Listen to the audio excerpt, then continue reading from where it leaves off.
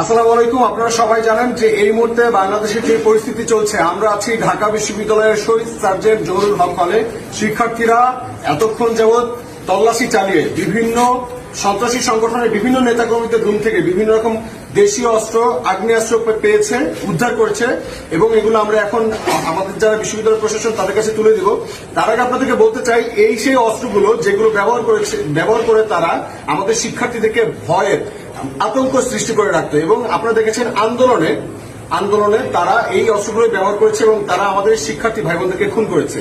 তো আমরা এখানে যারা শিক্ষার্থীরা আছি তারা সবাই এই জায়গায় আমরা একমত হয়েছি, আজকে থেকে ঢাকা বিশ্ববিদ্যালয়ে কোন সন্ত্রাসী সংগঠনের লোকজন এই হলে বা ঢাকা বিশ্ববিদ্যালয়ের এরিয়ার মধ্যে প্রবেশ করতে পারবে না। কোন সন্ত্রাসী কার্যক্রম ঢাকা বিশ্ববিদ্যালয়ের মধ্যে চলবে না। আর যদি কেউ এই সন্ত্রাসী কার্যক্রম করার চিন্তা ভাবনাও করে থাকে, তাহলে আমরা তার চিন্তার মধ্যে